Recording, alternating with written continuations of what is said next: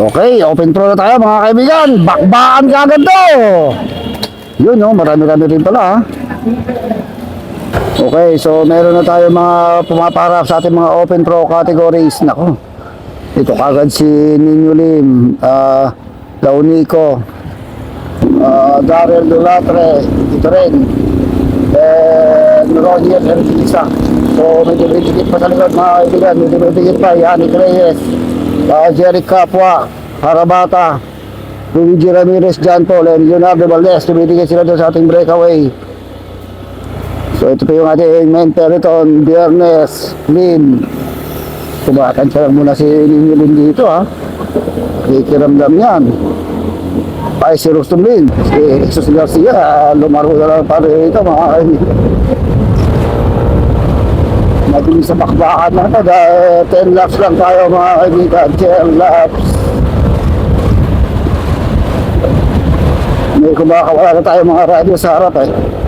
Pero tinutugis pa rin. Hindi natin alam kung sino yung mga magkakasama rito. So meron na tayo mga pro cyclist na dito, mga lumaro sa Tour of Luzon, si Regindin, dito rin si Rustum Lim, Jezreel Launico, Darrell Dulatre, Jomar Laboy. Matakas to, dami harapate. Nakikita ko sa rakala to si Dani Harabata and Ninyo Lim. Kung ang gusto nang kumawala ito mga 7-Eleven rider, pag hindi nagpapabaya ito mga Pangasinan rider ha. Okay.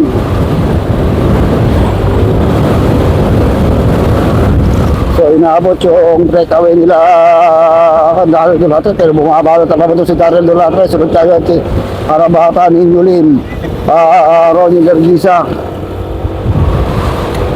So yung malalakas na dito sa harapan ha, Yannick Reyes, Toro Pluson, participan itong mga dito. So tumatakas itong si Dani Harabata, sunod Ninyo Lim, Ronnie Lerguisa. So nag-aabol pa ito John Paul Laureta, Luigi Ramirez, Leonardo Valdez, Daniel Launico, itong si Yannick Reyes. Eh, nabubuo tayo, puro mga big cans ito dito sa may harapan natin eh. Puro mga big cans. Makakalayo kaya ito dun sa ating mga sec group mga kaibigan. And shoutout kaya pala dito sa ating mga avid fans dito. Yup, second group natin, Rustum Lim. So, may breakaway tayo. Go! May nabuo na tayong breakaway mga kabarangay, kaibigan. Dalawang 7-Eleven riders at isang pro cyclist. Dalawang pro cyclist pa ito mga kaibigan, John Paul Laureta and Yannick Reyes. Magandang bakbakan to. Ano kaya magiging diskarte ito itong dalawang 7-Eleven riders? Patakas kaya itong dalawang 7-Eleven rider? Dahil mahirap kalaban itong si Yannick Reyes pagdating sa Rimata. 200 meters na mga kaibigan, 200 meters na ang nilalabang itong ating breakaway doon sa ating grupo sa likod. Nahatak ngayon ni Ninyo Lim. Nako, ito diskarte ni Ninyo Lim dito and Dani Harabata. Dahil pagdating talaga sa Rimata yan, ito tagilid sila dito kay Yannick Reyes, pero baka kumawala. Isa sa mga 7-Eleven ang kumawala dito mga kaibigan. Or kakawala rin ito si John Paul Laureta dahil may pang-maintain itong si John Paul Laureta. Mabilis yung kanilang takbo, 52 kilometers per hour. Hindi natin dito yung second group. Okay, second group natin may hiwalay. Dulatre, Dennis Gabaldon and Luigi Ramirez. Nag-aabot to ating tatlong second group naman. Nakatak-atak naman eh Dennis Gabaldon. Ako, mukhang malaki ang pagkukulang ni Darrell sa ensayo ngayon. Diyos ko, mukhang mamamatay na to si Darrell. Napakalakas pero ngayon talagang wala. Nauubos yung lakas. Kaya talaga kapag matagal ka dating ka sa ensayo, mawawala talaga yung lakas mo kahit gaano ka kagaling, kalakas sprint. Kung kulang sa ensayo, mahirap manalo.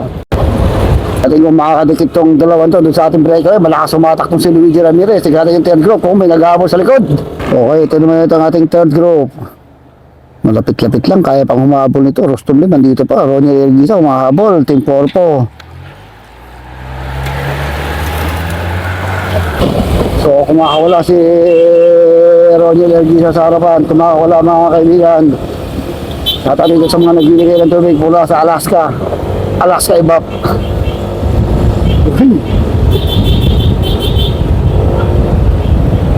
Mahahabulan pa kaya nila yung ating breakaway dahil malapit lang malapit lang.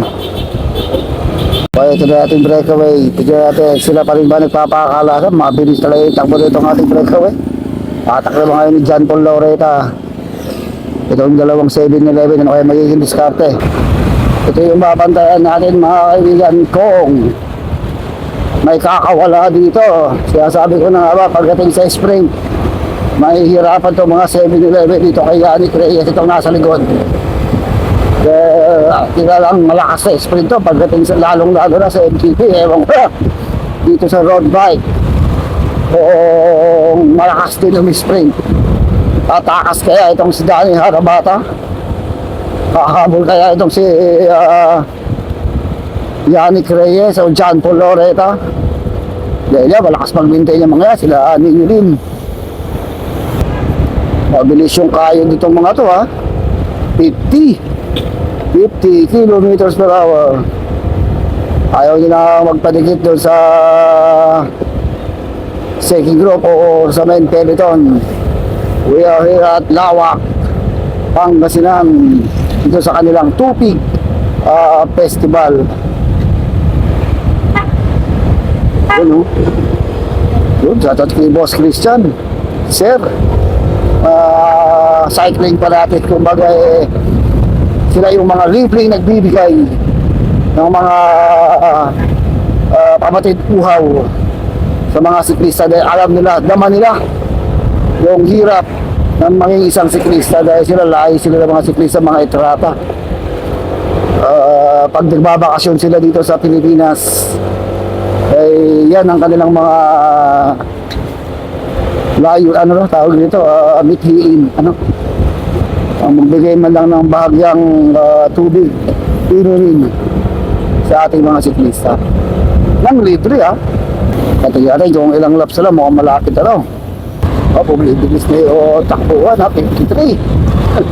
At kung mukhang paubos na itong si John Paul Laureta mga kaibigan, ito na, lumalakas na yung hatak itong si Danny Harabate.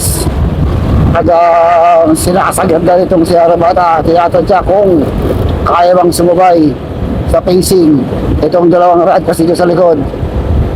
Last lang, last 4, mahaba-haba pa pala. Last 4 pa. Malapit lang pala, malapit lang itong dalawa, malapit lang. At dito kay Spider-Man. So, third group natin, Team Corpo and Jezreel Launico. Yung pangatlong grupo na nag-ahabol doon sa ating breakaway. Ito na nating peloton. Tumatakas na naman itong si Daryl Dolatre. Tinutugis ni Leonardo Valdez. Pitito si Rostom Lim Lumalapit yung second group dito mga 100 meters lang lumalapit yung second group dito sa ating breakaway. Ito na yung ating second group patak ni Luigi Ramirez itong si Dennis Gabaldon. So ito yung ating main peloton, tumatakas doon naka-Corpo and Jezreel Launico. Makapal pa itong peloton natin mga kaibigan. Uy umuulan ng tubig. Okay, so last lap na to mga kaibigan, huling ikot. Tignan natin kung ano magiging discount itong dalawang 7-11 at itong dalawang pro riders na si John Paul Laureta and Yannick Reyes. Makikipagsabayan kaya ng Rimatayan, magpapakalasan kaya ito mga kaibigan. Tatakas kaya itong si Ningilin, Danny Harabata. Last lap, pagbalik Rimatayan. Lawak Pangasinan Cycling Race dito sa kanilang Tupig Festival. May Tupig Festival dito. So naman sa Pani ay Pakwan Festival. Okay mga kaibigan, wala akong nakikita pakalasan dito ha. Meron na sabi tayo mga 1 kilometer to the finish line bago matapos itong ating Open Pro.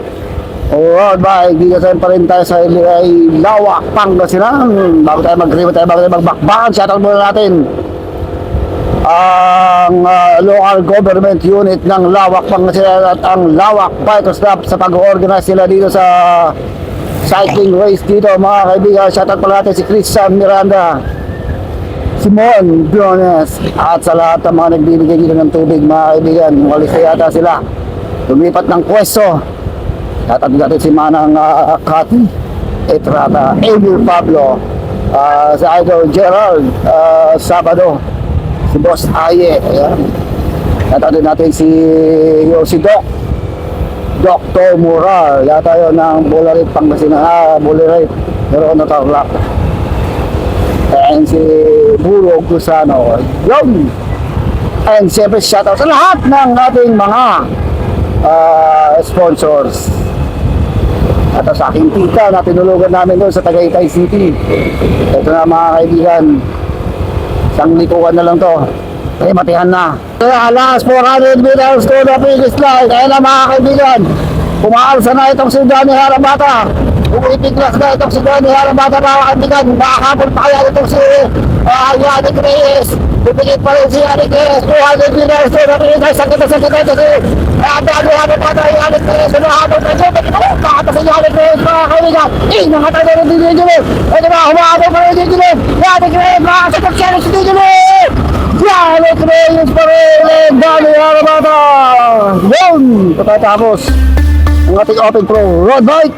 Pangapat, John Paul. Okay, pangapat, pang-lima, pang-ani, Dennis Gabaldon and Luigi. Sorry, mataya dito sa ating grupo mga kaibigan. Pumapapaw itong si Benedict Bernes, Daryl Dulatre, Kari Matihan pa rin sa dulo. Ito na, Joe Maglaboy. Yun! Okay, natatapos ang ating Lawak Cycling Way dito sa Lawak Pangasinan. Yup.